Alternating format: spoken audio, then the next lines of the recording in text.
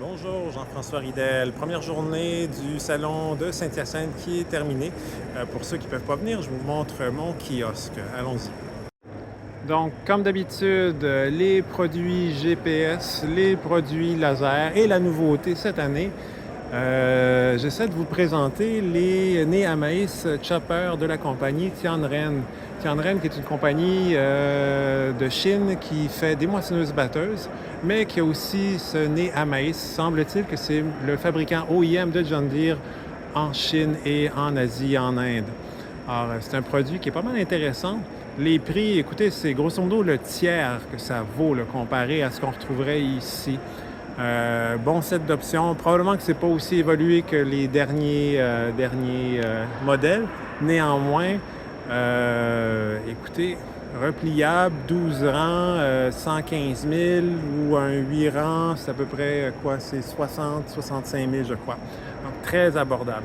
Alors, revenons à ma passion qui est le GPS. Comme d'habitude, on a la compagnie Alinav. Cette année, on a le nouveau modèle de tablette, le 2024. Ici, j'ai un 2023 pour qu'on puisse comparer les deux. Nouvelle tablette, plus de résolution, écran plus rapide. J'ai un rabais pour le 2023. Puis, comme d'habitude, toujours un volant électrique. Cette année, on a maintenant les boutons d'activation disponibles en option sur le volant ou sur une petite télécommande, spécialement avec le gauche-droit. Ça va être particulièrement pratique pour les gens en bio qui ont du sarclage, ou est-ce que des fois, il faut se bouger un petit peu à gauche ou à droite à ce moment-là.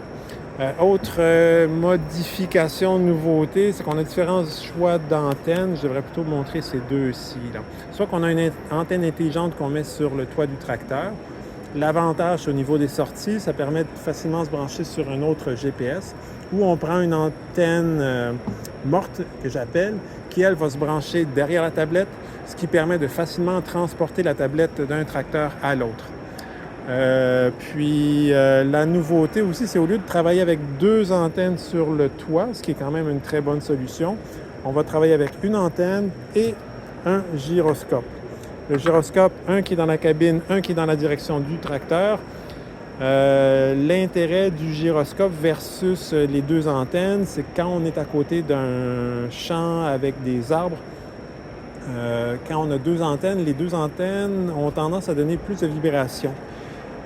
Donc, à basse vitesse, deux antennes, c'est mieux. À dépasser 2-3 km/h, ça ne fait pas vraiment de différence, mais à côté d'une forêt, d'arbres, d'une haie, une seule antenne avec un gyroscope a quand même des performances plus intéressantes. Ensuite, qu'est-ce qu'on a d'autre? On a le système de nivellement de Alinav, mais on va en reparler tout à l'heure. Quand on parle de nivellement, il faut penser à c'est quoi nos besoins. Est-ce qu'on a un besoin de base? On a déjà un laser, on a juste besoin du récepteur-contrôleur. Or, on veut avoir quelque chose de très économique ou on a déjà un système d'autopilotage de Alinav, puis on veut juste avoir l'option de nivellement, ou on veut avoir vraiment le kit complet avec le 3D. Alors, dans les trois cas, c'est trois budgets différents. Ici, si on parle d'un récepteur, le récepteur tout seul, avec le contrôleur, on est à peu près à 3 800 $ versus l'option nivellement d'un système Alinav où est-ce qu'on est à peu près à 5 000 $.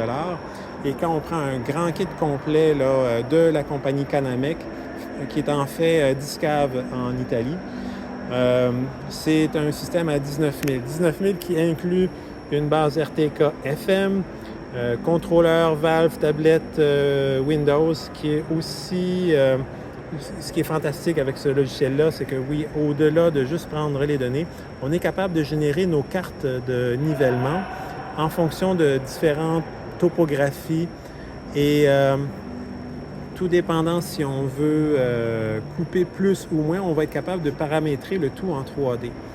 Alors, si on a besoin de topographie encore plus complexe que ce qui est proposé ici, on peut aussi importer des plans de topographie qui sont produits par nos chers agronomes utilisant des logiciels comme OptiSurface.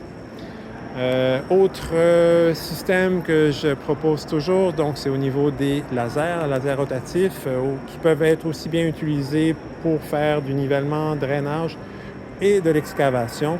C'est un produit qui est en 3 formats, vraiment de base avec une pente zéro seulement, ou un modèle plus excavation, quand même de base 2 pentes, qu'on va coupler ensuite avec les récepteurs, et le modèle plus haut de gamme où est-ce qu'on a la télécommande, toujours avec les 2 pentes.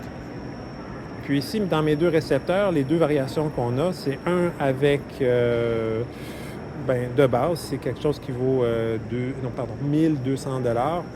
Donc, récepteur de base avec un afficheur LCD qui va nous donner la distance sur la cible, versus ici un récepteur plus haut de gamme où est-ce qu'on va avoir un indicateur à savoir si le stick de la pelle est bien vertical.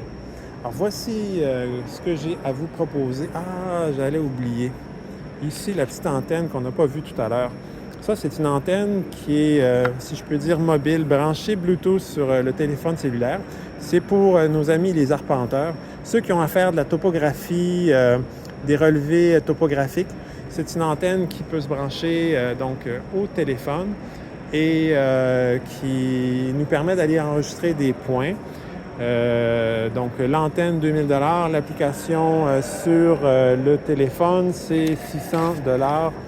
Et l'application, elle va ressembler à peu près à ça. Alors, au plaisir, venez me voir. À bientôt. Au revoir.